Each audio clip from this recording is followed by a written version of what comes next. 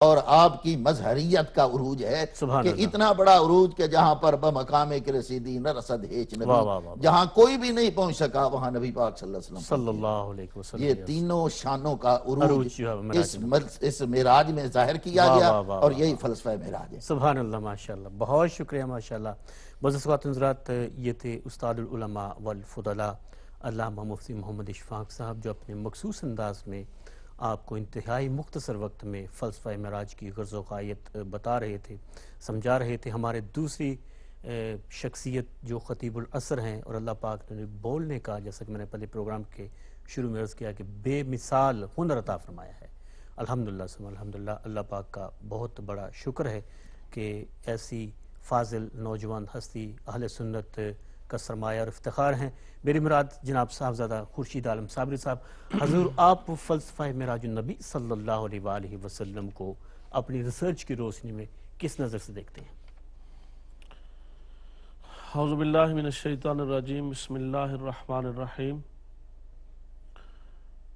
والصلاة والسلام علی نبینا وعلی آلہ واصحابہ واہل بیتہ واولادہ وبناتہ وازواجہ وجمیع ملتہ اجمعین۔ نہایتی مکرم محترم جناب برادر محترم صاحبزادہ مختار المصطفیٰ صاحب، میں سب سے پہلے تو آپ کا شکریہ ادا کرتا ہوں کہ اس پیارے پروگرام میں حاضری کی سعادت میسر آئی، اور جیسا کہ آپ نے ارشاد فرمایا کہ آج کے موضوع کے حوالے سے فلسفہ معراج النبی صلی اللہ علیہ وآلہ وسلم پر بات کی جائے۔ معراج النبی صلی اللہ علیہ وآلہ وسلم کا فلسفہ کہ اس میں حکمت کیا تھی، جیسا کہ قبلہ مفتی صاحب نے فرمایا کہ وہ بہت ساری حکم تھیں جن کا ذکر کیا گیا، اور اس کے علاوہ ایک بات یہ بھی تھی کہ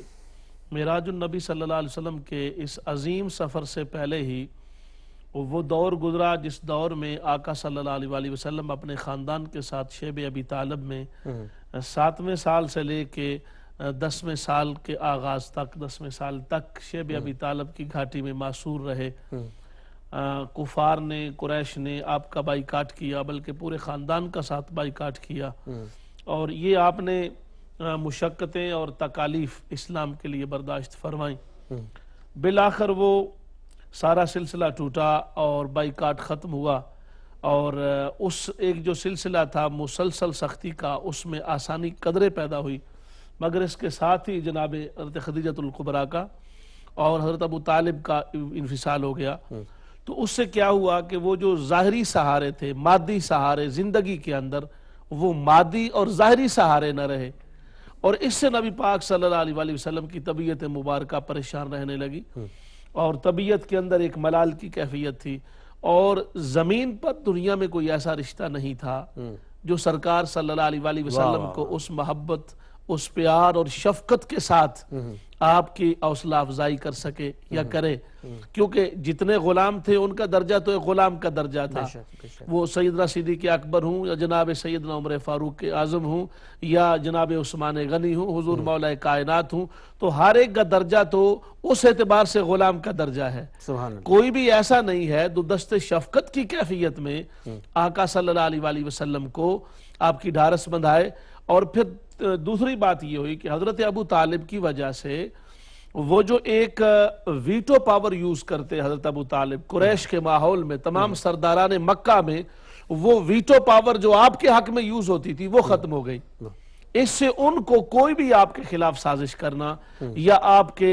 عزت پر حملہ کرنا ان کے لیے آسان ہو گیا۔ یہی وجہ ہے کہ مکہ کا ماحول اتنا تنگ ہو گیا ظاہری اعتبار سے کہ آقا صلی اللہ علیہ وآلہ وسلم نے طائف کی طرف اپنی نظر انتخاب فرمائی کہ میں طائف میں جاتا ہوں اور وہاں جا کر اپنے دین کی بات کرتا ہوں، شاید حالات وہاں سازگار ہوں اور دین کا ماحول پیدا ہو جائے، پیغام اسلام کے ابلاغ میں آسانی کے ساتھ ہمارے لیے راستے کھل جائیں، اور جو میرے ماننے والوں پر یا مجھ پر ایمان لانے والوں پر اور مجھ پر ایک کیفیت ہے بہت زیادہ حصار کی کیفیت، تنگی کی کیفیت، اور ظاہری طور پہ ان کو ظلم و تشدد اور جبر و بربریت کا ایک جو ماحول ہے اس میں قدر آسانی پیدا ہو، کم سے کم ہم اپنے اسلامی شعائر کو آزادی کے ساتھ ایکسرسائز تو کر سکیں۔ لیکن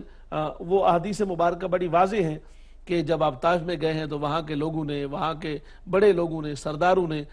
بہت ہی زیادہ اہانت آمیز رویہ اختیار کیا آقا صلی اللہ علیہ وآلہ وسلم کو. وہ بہت ساری، اس کا اندازہ اس بات سے ہوتا ہے کہ بعد ازاں جب ام المومنین عائشہ صدیقہ رضی اللہ تعالی عنہا نے پوچھا ایک مرتبہ، حضور میرے خیال میں آپ پر کفار کے ظلم کی انتہا اس وقت ہوئی تھی جب آپ تنہا تھے اور آپ طائف میں گئے تھے، اور طائف میں ان لوگوں نے آپ کو کیا تھا، یا احد کے موقع پر جب آپ کے ساتھ آپ کے دندان مبارک شہید ہو گئے. یہ دو مشکل موقع، میرے خیال میں احد کا موقع بہت سخت تھا کہ آپ پر بے ہوشی کی کیفیت طاری ہو گئی اور دندان مبارک شہید ہو گئے، پورے کا پورا وہ لکڑیوں کا، لوہے کا جو لباس آپ نے پہنا تھا خود مبارک، وہ اپنے چہرے مبارک کی ہڈی مبارک کے اندر چلا گیا. اتنا یعنی شدت تکلیف ہے. تو اس حضرت ام المومنین نے فرمایا میرے خیال میں یہ بہت شدید وقت تھا، مشکل وقت ظاہری اعتبار سے. تو آقا صلی اللہ علیہ وسلم نے فرمایا کہ نہیں عائشہ، اس وقت تو میرے ساتھ صدیق بھی تھا، عمر بھی تھے، حضور مولا کائنات علی مرتضی شیر خدا بھی تھے، اور بہت سارے صحابہ اکرام، اور میرے پاس ایک حصار تھا لوگوں کا. اور ایک صحابی تو وہ تھے کہ جن کی پوری کمر تیروں سے چھلنی ہو گئی تھی، اور ایک نشان بھی ایسا نہیں تھا کمر پر جہاں تیر نہ لگا ہو. تو وہ میری حفاظت کر رہے تھے. لیکن سب سے بڑا مشکل وقت وہ تھا کہ جب طائف کے بازاروں میں مجھے پتھر مارے گئے، اوباش اور عجیب قسم کے اکھڑ مزاج نوجوانوں نے پتھر پھینکے مجھ پر، مجھے لہولہان کر دیا، میرا خون رسنے لگا، اور یہ کیفیت ہو گئی کہ ظاہری طور پہ، جسمانی طور پہ میں اتنا ضعف اور نکات کا شکار ہو گیا کہ مجھے ایک دیوار کے ساتھ یا ایک درخت کے ساتھ ٹیک لگانا پڑی، اور میں نے ٹیک لگائی یہاں تک کہ میں بیٹھ بھی نہیں سکتا تھا اس حال میں اور اس کیفیت میں. یہاں تک کہ وہ جس باغ میں اداس نامی جو غلام تھا باغ کا، اور وہاں پر آپ ٹھہرے، وہ جس کا باغ تھا وہ آپ کا بہت بڑا دشمن ہے، پہلے بھی تھا بعد میں بھی رہا. تو اس نے جب آپ کو یہ حالت دیکھی تو اس اپنے غلام اداس سے کہا کہ جاؤ، یہ ہمارا باغ ہے اور یہ انگوروں کا ایک پلیٹ لے کے جاؤ، بے شک ہمارا دشمن، ہم لے کے جائیں گے تو ہماری دشمنی ہے، وہ لیں گے نہیں. تو انہیں یا کہ یہ کہو ہماری تمہاری دشمنی اپنی جگہ پر، مگر جو آپ کے ساتھ ہمارا ایک مکے کا تعلق قبیلے کی سطح کا ہے، اس تعلق نے میرے ضمیر کو جوڑا ہے، اس تعلق کی وجہ سے یہ قبول کر لے. اور اس وقت سرکار نے جب وہ بسم اللہ شریف پڑھا اٹھاتے ہوئے تو اداس نے کہا تھا حضور یہ کلام تو وہ ہے کہ جو میں نے ہمارے علاقے میں پہلے نبیوں کی زبانوں سے سنا ہوا ہے، اور آپ یہ کلام فرما رہے ہیں. تو آپ نے پھر فرمایا ہاں تم جن نبی کی بات کر رہے ہو وہ میرے بھائی نبی ہیں، اور میں انہی کے دین کی تکمیل کا سلسلہ آگے کر رہا ہوں اور آگے پھیلا رہا ہوں. اور اس وقت اس نے آپ کے ایک روایت میں ہاتھوں کو بوسہ دیا، گردن پہ بوسہ دیا، یا پیشانی پہ بوسہ دیا، اور پھر دوسرے قول میں یہ ہے کہ اس نے بلکہ قدموں پہ بوسہ دیا. اور قدموں پہ جب بوسہ دیا تو پھر اس نے مالک نے پوچھا تم نے کیا؟ اس نے کہا تمہیں پتہ نہیں ہے یہ ہستی کون ہے. مقصد بات کرنے کا یہ تھا کہ یہ کیفیات تھی طائف سے واپسی، ان کا انتہائی روکھا اور بد دل کرنے والا سلوک، اسے آقا سرور کائنات صلی اللہ علیہ وسلم طبیعت کیفیت ملال میں تھی. تو رب ذوالجلال نے اپنے پاس بلایا اور بلا کر فرمایا کہ محبوب گویا اور کوئی اگر نہیں ہے، صاحب ظاہر رشتے میں ایسا کوئی رشتہ نہیں ہے، تو ہم تجھے اپنے پاس بلا کر تیرے دل کی ڈھارس بناتے ہیں اور تجھے سامنے بٹھا کے کہتے ہیں السلام علیکہ ایہا النبی ورحمت اللہ وبرکاتہ. اے نبی سلام ہو آپ پر، برکتیں رحمتیں ہوں آپ پر، برکتیں ہوں آپ پر. اور پھر دیکھیں سرکار کا کتنا بڑا کرم ہے، آپ سلام اللہ پاک کی بارگاہ سے آیا ہے اور آپ آگے سے کہتے ہیں السلام علینا وعلی عباد اللہ الصالحین. اے میرے پروردگار یہ جو سلام کی دولت مجھے عطا فرما رہا ہے، اس سلام میں میرے سارے امتیوں کو بھی شامل فرما، اور یہ سلام ہم پر بھی، یعنی ہم کہہ کر سارے امتیوں کو شامل کیا، وعلی عباد اللہ الصالحین، اور بطور خاص نیک بندوں کو اور اولیاء کرام اپنی امت کے ان کا تذکرہ فرمایا. گویا یہ اس مقام پر بیٹھ کر رب ذوالجلال کا وہ کلام اپنی شان کے مطابق، اور وہ سلام جو رب ذوالجلال نے اپنی شان کے مطابق اپنے محبوب پر پڑھا، یعنی بھیجا سلام اپنی شان کے مطابق کہنے سے مطلب سارا واضح ہو گیا. اس میں لفظوں کی اگر کم آئے گی ہے بھی تو بات کلیئر ہو گئی. رب ذوالجلال نے اپنی شان کے مطابق سلام بھیجا، اور پھر آقا سرور کائنات صلی اللہ علیہ وسلم نے اپنی شان انا انما انا قاسم ان کی شان کے ساتھ وہ سلام کی برکات اور سلام کی حسنات پوری امت میں بانٹی، اور رب ذوالجلال کی بارگاہ میں اس کے حریم ناز میں بانٹی.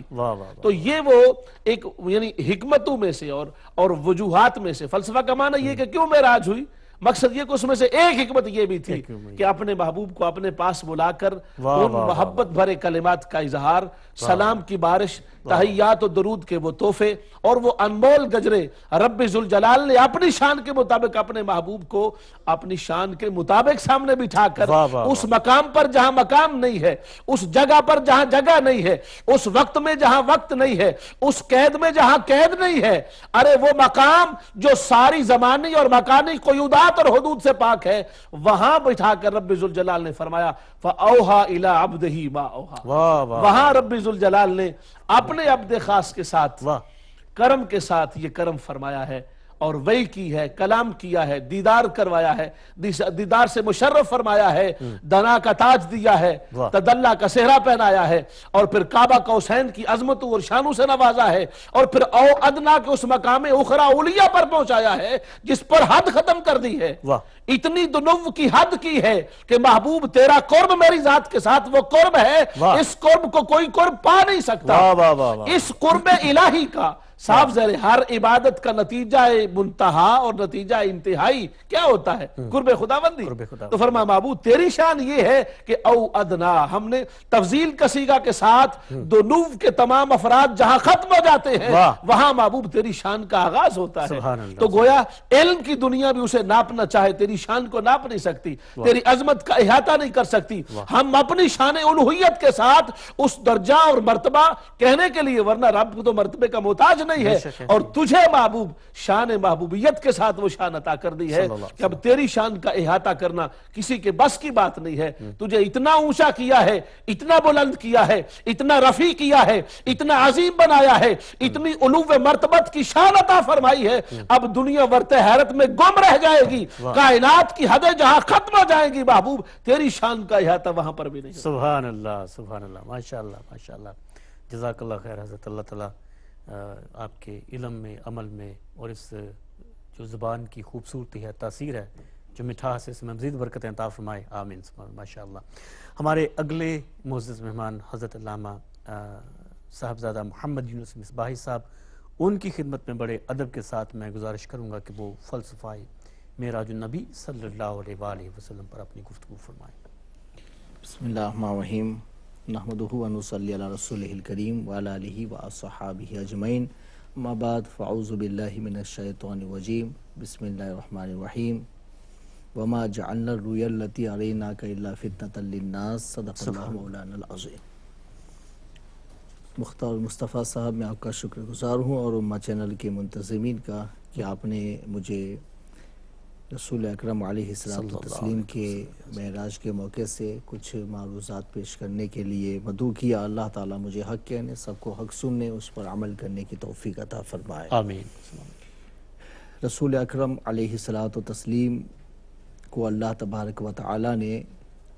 بہت سارے معجزات عطا فرمائے، ان میں سے بڑا معجزہ رسول اکرم علیہ السلام کی معراج ہے کہ جس میں سرور عالم صلی اللہ تعالیٰ علیہ وسلم نے عالم کے حدود سے باہر ہو کر کے لامکان میں اللہ تبارک و تعالیٰ کی بارگاہ میں حاضری دی، اور اللہ تبارک و تعالیٰ کی شان کے لائق حضور اکرم علیہ السلام نے رب کا دیدار کیا، اور یہ ایسا شرف ہے کہ اللہ تبارک و تعالیٰ نے کائنات میں سے کسی کو عطا نہیں کیا ہے۔ ہاں، جسے بھی عطا ہوگا وہ آخرت میں عطا ہوگا، لیکن اس دنیا میں کسی کو عطا نہیں کیا گیا ہے۔ حتیٰ کہ فرشتے بھی جو عرش الہی پر رہتے ہیں یا اس کے نیچے رہتے ہیں، ان میں سے کسی کو بھی یہ شرف نہیں ملا ہے، اور انبیاء میں سے کسی کو بھی یہ شرف نہیں ملا ہے۔ جہاں تک دلی نگاہوں سے دیکھنا ہے یا خواب کے ذریعے سے معراج ہے، تو وہ تو انبیاء کو حاصل رہی ہے، اور بہت سارے اولیاء کرام نے بھی خواب میں رب تبارک و تعالیٰ کا اس کی شان کے لائق دیدار کیا ہے، جس کو کیفیتوں سے بیان نہیں کیا جا سکتا ہے، مگر حالت بیداری میں ماتھے کی آنکھوں سے رب کا دیدار کرنا، یہ صرف اور صرف ہمارے پیارے آقا مولا صلی اللہ تعالیٰ علیہ وسلم کی خصوصیت میں شامل کیا گیا ہے، یہ بتانے کے لیے کہ سرور عالم صلی اللہ تعالیٰ علیہ وسلم کا مقام و مرتبہ اللہ تبارک و تعالیٰ کی بارگاہ میں اس کی ساری مخلوق سے افضل اور بلند و بالا ہے، اس وجہ سے یہ شرف ایسا دیا گیا کہ جو کسی کو نہیں ملا اور سرور عالم صلی اللہ علیہ وسلم کو عطا کیا گیا۔ حضور اکرم علیہ الصلوۃ والتسلیم صرف زمین والوں کے رسول نہیں ہے، بلکہ حضور اکرم علیہ الصلوۃ والتسلیم کی رسالت یہ رسالت عامہ ہے، اور آپ کی رسالت میں تمام جہانوں کو شامل کیا گیا ہے، جیسا کہ خود کلام پاک میں اللہ تعالیٰ کا ارشاد ہے کہ تبارک الذی نزل الفرقان علی عبدی لیکون للعالمین نذیرا، سارے جہانوں کے نذیر بن جائیں، اس لیے اللہ تبارک و تعالیٰ نے آپ کو قرآن عطا کیا۔ ارسلت الی الخلق کافۃ، حضور نے خود ارشاد فرما کہ میں تمام مخلوق کی طرف رسول بنا کر کے بھیجا گیا ہوں، تو حضور اکرم علیہ الصلوۃ والتسلیم کی رسالت رسالت عامہ ہے، اور اس رسالت کے زمرے میں اللہ کی پوری کائنات آ جاتی ہے۔ تو یہ شرف حضور اکرم علیہ الصلوۃ والتسلیم کو ایسا عطا کیا گیا کہ اس شرف میں کوئی دوسرا شامل نہ ہو، تاکہ سب کو پتا چلے کہ ہاں حضور اکرم علیہ الصلوۃ والتسلیم کی رسالت رسالت عامہ ہے، اور آپ کا جو شرف ہے ایسا شرف کسی اور کو نہیں عطا کیا گیا ہے۔ اللہ تبارک و تعالیٰ کی بارگاہ سے انبیاء یہ امت کے لیے بطور گواہ کے آتے ہیں، چونکہ انہیں دلائل و براہین کے ساتھ میں بھیجا جاتا ہے اور وہ دین کی صحیح رہنمائی کرتے ہیں، تو وہ سب کے سب اللہ کی طرف سے شاہد ہیں۔ اور ہمارے پیارے آقا و مولا صلی اللہ علیہ وسلم کے بارے میں تو خود قرآن نے یہ کہا اِنَّا أَرْسَلْنَاكَ شَاهِدًا، اے محبوب ہم نے آپ کو گواہ بنایا ہے۔ تو حضور تو اللہ کی طرف سے مطلقاً گواہ ہیں سب کے۔ اب یہ ہے کہ سارے نبی بھی گواہ اور حضور پاک علیہ الصلوۃ والتسلیم بھی گواہ، مگر دونوں جانب یہ نبوت کا یہ فرق ہے کہ کچھ لوگوں کی نبوت یہ مخصوص زمانے کے لیے، مخصوص علاقے کے لیے، مخصوص امت کے لیے، اور آپ کی رسالت رسالت عامہ ہے اور اس کو کسی حد میں بند نہیں کیا گیا ہے۔ تو سرور عالم صلی اللہ تعالیٰ علیہ وسلم جو گواہ ہیں وہ سب کے گواہ ہیں۔ تو زمین پر آپ آئے ہیں اور آپ نے یہاں اعلان نبوت کیا ہے، مگر جب یہ کہا ہے کہ میں سب کا نبی ہوں، میں سب کے جانب مبعوث کیا گیا ہوں، تو رسول اکرم علیہ الصلوۃ والتسلیم کے اظہار نبوت کے بعد میں آپ تو زمین ہی پر تھے، تو آسمان نے تو یہ کہا نا کہ وہ میرے بھی رسول ہیں، تو وہ تو زمین پر آ کر کے اعلان کر رہے ہیں، تو ان کی رسالت کے اعلان کے بعد مجھے یہ شرف کب میسر آئے گا؟ اوپر والی مخلوق نے کہا کہ یہ اللہ ہمیں یہ شرف کب میسر آئے گا؟ تو اللہ تبارک و تعالیٰ نے جس طرح سے رسول اکرم علیہ الصلوۃ والتسلیم کو اس زمین پر بھیج کر کے اعلان نبوت کرنے کا حکم فرما، تو اس کے ساتھ میں حضور اکرم علیہ الصلوۃ والتسلیم کو عالم بالا کی بھی سیر کرائی کہ آپ سب کے رسول ہیں، تو سبھی سے ملاقات کر لیجئے، سبھی جگہوں کو آپ اپنے قدوم میمنت لزوم سے آپ مشرف فرما دیجئے۔ تو اس وجہ سے حضور اکرم علیہ الصلوۃ والتسلیم کو عالم سفلی میں جہاں بھیجا گیا، عالم علوی میں بھی آپ کو پہنچایا گیا تاکہ سبھی لوگ آپ سے مشرف ہو جائیں۔ آخری لفظوں میں جو حضور اکرم علیہ الصلوۃ والتسلیم گواہ ہیں وہ سارے انبیاء بھی گواہ ہیں، تو دونوں کی گواہی میں فرق کیا ہے؟ تو کسی نبی نے اللہ کو تو دیکھا ہی نہیں ہے، تو وہ گواہی تو دے رہے ہیں کہ اللہ ایک ہے، مگر بن دیکھے اللہ کے حکم پر وہ گواہی دے رہے ہیں۔ اگر سارے گواہ ایسے ہی آ جائیں جو سماعت کے ساتھ ہی گواہی دیتے ہو، تو اصل گواہی تو آدمی کو دیکھ کر کے گواہی دینا ہے۔ شریعت مطہرہ میں حقیقی گواہی یہی ہوتی ہے کہ آدمی اپنی آنکھوں سے دیکھ کر کے گواہی دے۔ تو سارے انبیاء آئے، انہوں نے گواہی دی، بن دیکھے صرف اللہ کے حکم پر گواہی دی ہے، صرف وحی کے اوپر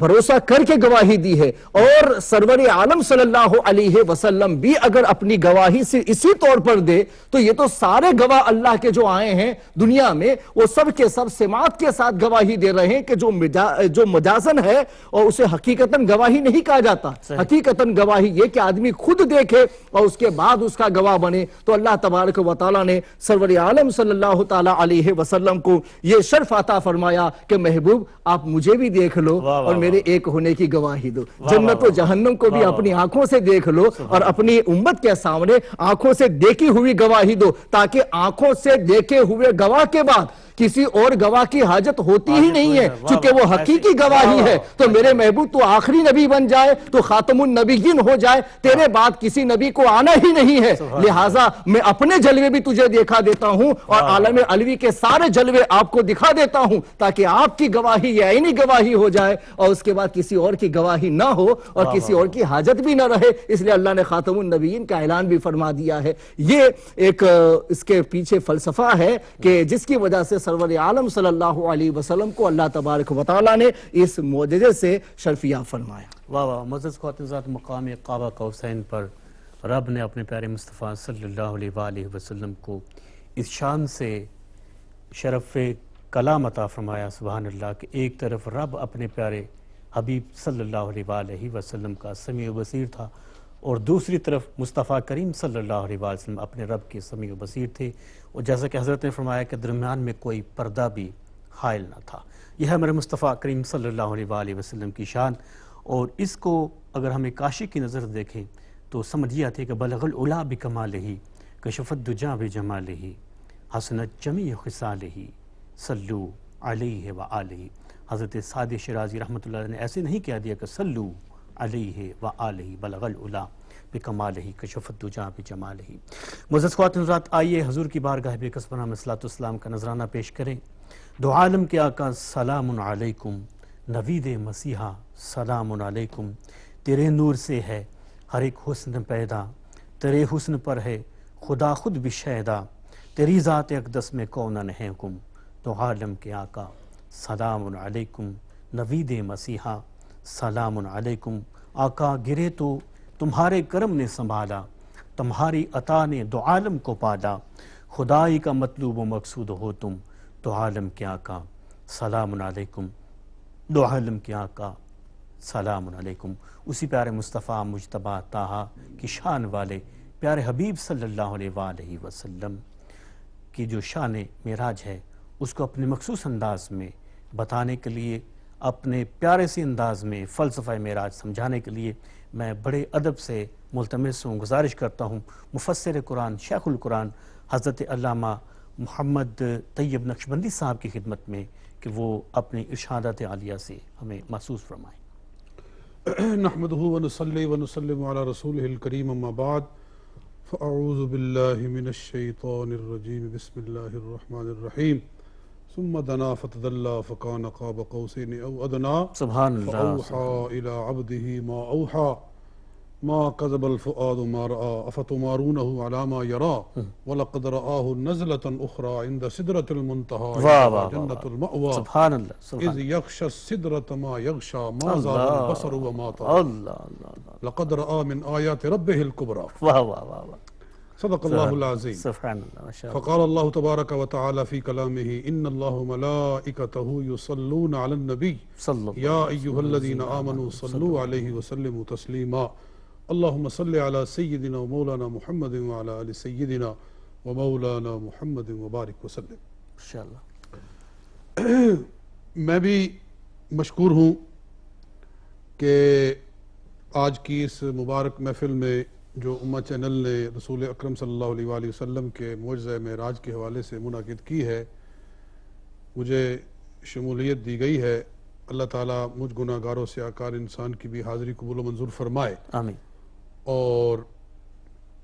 مختار صاحب آپ کی اس محفل کو اللہ تعالیٰ قبول فرمائے، آمین، آمین۔ مجھ سے قبل علماء کرام نے فلسفہ معراج پر بڑی تفصیلی روشنی ڈالی ہے، مگر آقا دو جہاں صلی اللہ علیہ وآلہ وسلم کی عظمتوں کے ہیرے موتی ایسے ہیں جو ختم ہونے والے ہی نہیں ہیں۔ اللہ اکبر، بے شک، بے جی، شک۔ کچھ باتیں میرے ذہن میں بھی آ رہی ہیں، میں بھی عرض کرتا ہوں، اور تحدیث نعمت کے لیے عرض کروں، یہ ایک چھوٹا سا یہ رسالہ ہے، یہ میں نے لکھا ہے، ماشاءاللہ، جی، ماشاءاللہ، اس کا نام ہے معجزہ معراج مصطفیٰ صلی اللہ علیہ وسلم۔ جی، یہ آپ کو شاید وہ سکرین پہ بھی نظر آ جائے، معجزہ معراج مصطفیٰ، یہ چھوٹا سا یہ رسالہ ہے۔ جی جی جب میں تفسیر لکھنے شروع ہوا تھا، جی جی، الحمدللہ میں نے اس کو مکمل کیا ہے، تو سبحان الذی اسریٰ بعبدہ لیلا من المسجد الحرامی والی جو آیت ہے، اس کے نیچے جو کچھ میں نے لکھا تھا سبحان اللہ، وہ چونکہ کافی مفصل تھا، تو میں نے کہا کہ پوری تفسیر تو جب چھپے گی تو کیوں نہ اس کو نکال کے الگ طور پر چھاپ دیا جائے. صحیح، ماشاءاللہ ماشاءاللہ. تو پھر اس کو ایک ہم نے چھوٹے سے رسالے کی شکل میں الگ چھاپ دیا. ماشاءاللہ ماشاءاللہ. جو بطور ریفرنس آپ ساتھ لے کے آئے. اب میرے پاس اس وقت موجود ہے. ماشاءاللہ. تو اس کے آخر میں میں نے پورا واقعہ معراج بھی حدیث کی شکل میں، حدیث کی روشنی میں لکھا ہے. سبحان اللہ سبحان اللہ. یہ بڑی بات ہے کہ واقعہ معراج کو آج کل موضوعات کا جو ہے مرقع بنا دیا گیا ہے. معراج شریف کے واقعہ کو ایسی من گھڑت روایات کے ذریعے بھی پیش کیا جا رہا ہے کہ جن کو کہیں سے ثابت نہیں کیا جا سکتا. میں نے الحمدللہ پورا واقعہ معراج بیان کیا ہے اور احادیث صحیحہ کی روشنی میں بیان کیا. سبحان اللہ ماشاءاللہ. اور پھر آخر میں نے معراج مصطفیٰ صلی اللہ علیہ وآلہ وسلم کی چند حکمتیں بھی بیان کی ہیں کہ فلسفہ کیا تھا اس معراج کے پیچھے. وہ میں نے قریباً 10 فلسفے یہاں بیان کیے ہیں. ان میں سے کچھ تو علماء کرام نے اس سے پہلے بیان کیے ہیں، کچھ اور بھی یہاں لکھے ہوئے ہیں. ان میں سے ایک فلسفہ یہ ہے کہ ہر نبی کو اس طرح کے معجزات عطا کیے گئے جیسا اس دور کا تقاضا تھا. جیسے موسیٰ علیہ السلام کے زمانے میں جادوگری کا زور تھا، فرعون خود بہت بڑا جادوگر تھا اور جادو کے زور پر اس کی حکومت چل رہی تھی، بلکہ جادو کے زور پر وہ دعوی خدائی کر رہا تھا. ایسے دور میں حضرت موسیٰ علیہ السلام کو معجزہ عصا عطا فرمایا گیا، معجزہ ید بیضا عطا فرمایا گیا کہ جس کے سامنے اس زمانے کا سارا جادو چکنا چور ہو گیا اور نبی کا معجزہ تمام جادوؤں کے اوپر غالب آ گیا. اور معجزے کا مقصد ہی یہ ہوتا ہے کہ وہ انسانوں کو عاجز کر دے اور ان کو اللہ کی طرف متوجہ کر دے. یعنی وہ جادوگر ہو کر خدا بننے لگے تھے. موسیٰ علیہ السلام نے ایسا معجزہ دکھایا کہ سارے جادوگر ان کے سامنے گر گئے، پھر بھی آپ نے فرمایا میں خدا نہیں، خدا کا بھیجا ہوا بندہ ہوں. بے شک بے شک. جی عیسیٰ علیہ السلام کو معجزہ شفا عطا فرمایا گیا، دست شفا عطا فرمایا گیا. اس لیے کہ آپ کے زمانے میں اطباء اور حکماء بڑے کرشمے دکھا رہے تھے اور لوگ ان کے اندر خدائی قوتیں ماننے لگے تھے کہ جو طبیب ہوتے ہیں، جو حکیم ہوتے ہیں، شاید ان کے اندر کوئی خدائی کرشمہ ہوتا ہے اور ان کا کوئی خدائی سلسلہ ہوتا ہے. اس لیے اللہ تعالیٰ نے لوگوں کے اس گمان کو توڑنے کے لیے حضرت عیسیٰ علیہ السلام کو مبعوث فرمایا اور ان کو یہ شان عطا فرمائی کہ ابرئ الاکمہ والابرص واحیی الموتى باذن اللہ، کہ میں ہاتھ پھیروں تو کوڑیوں کو شفا ہو جاتی ہے، میں ہاتھ پھیروں تو نابیناؤں کو نگاہ مل جاتی ہے، آنکھ مل جاتی ہے، بصیرت مل جاتی ہے. میرے دستے شفا پھیرنے سے جو ہے وہ مردے زندہ ہو جاتے ہیں، مگر پھر بھی میں خدا نہیں ہوں، میں خدا کا بھیجا ہوا بندہ ہوں. انی عبد اللہ آتانی الکتاب وجعلنی نبیا. تو ہر نبی کو اس کے دور کے مطابق معجزہ دیا گیا، مگر ہر نبی کا ایک محدود اور ایک مخصوص دور تھا. اس کے بعد پھر نیا دور آ جاتا تھا، پھر اس کے بعد نیا دور آ جاتا تھا. مگر کملی والے آقا صلی اللہ علیہ وآلہ وسلم کو خدا تعالی نے ہمیشہ کے لیے رسول بنا کر بھیجا ہے. ہر دور سرکار کے دور کے اندر داخل ہے. وَمَا أَرْسَلْنَاكَ إِلَّا رَحْمَةً لِلْعَالَمِينَ. ابھی حدیث پڑھی گئی ہے اُرْسِلْتُ إِلَى الْخَلْقِ كَافَةً. تو نبی پاک صلی اللہ علیہ وسلم کا دور قیامت تک دور ہے، بلکہ قیامت بھی سرکار کے دور کے اندر قائم ہوگی. اس کے بعد بھی جو ہوگا سب کچھ سرکار ہی کا دور چل رہا ہے. بے شک بے شک. تو اس نبی صلی اللہ علیہ وسلم کا جو دور ہے، اب دیکھنا ہے کہ جب ہر نبی کو اپنے ماحول اور اپنے زمانے کے تقاضوں کے مطابق معجزات دیے گئے تو نبی صلی اللہ علیہ وسلم کے دور کا کیا تقاضا ہے اور اس دور کے مطابق آپ کو کیا معجزہ دیا گیا ہے. تو اس کا جواب یہ ہے کہ آج کا دور سائنس کا دور ہے. بے شک بے شک. جی اللہ تعالیٰ کو معلوم تھا کہ نبی اکرم صلی اللہ علیہ وسلم کے زمانہ میں، یعنی آپ کے بعد آنے والے زمانہ میں، انسان سائنسی طور پر ترقی کرے گا اور وہ چاند پہ کمند ڈالے گا اور کیا کیا کرشمے دکھائے گا. تو رسول پاک صلی اللہ علیہ وسلم کو اللہ تعالیٰ نے وہ معجزہ عطا فرمایا کہ ساری سائنس اس کے سامنے سرنگو ہو گئی. جی یعنی اگر آج کا انسان کہے کہ میں تو ہواؤں میں سفر کرتا ہوں، میں تو 1 گھنٹے کے اندر کہاں سے کہاں پہنچ جاتا ہوں، میں تو راکٹ پہ سفر کرتا ہوں، میں تو ہوائی جہاز پہ سفر کرتا ہوں، میں اونٹ پہ سفر کرنے والے کا کلمہ کیسے پڑھوں؟ جی وہ جو خچروں پہ سفر کرتا تھا، وہ جو اونٹوں پہ سفر کرتا تھا، اس کے پیچھے میں کیسے چلوں؟ تو اللہ تعالیٰ نے فرمایا اے ہواؤں میں، اے خلاؤں میں سفر کرنے والو، آؤ اس کا کلمہ پڑھو جو وہاں پہنچا ہے کہ جہاں سارے سیارے بھی عاجز آ گئے ہیں، جی جہاں جگہ ختم ہو گئی ہے. جیسے کہ ایک شاعر کا شعر ہے، ہر یک بقدر خیش بجائے رسیداست، آنجا کے جائے نیست تو آنجا رسیدائی، اور آنجا کے آنجا نکس رسد تو آنجا رسیدائی، وآرا کے کس ندید تو آرا بدیدائی. تو یہ ایک فلسفہ ہے فلسفہ معراج میں سے کہ اللہ تعالیٰ نے رسول پاک صلی اللہ علیہ وسلم کے سامنے قیامت تک آنے والی سائنس ساری کی ساری کو سرنگوں کر دیا. بے شک بے شک. اللہ اکبر. اگر وقت ہو تو ایک اور بھی بات کر دوں اس موضوع کے حوالے سے. اجازت ہو تو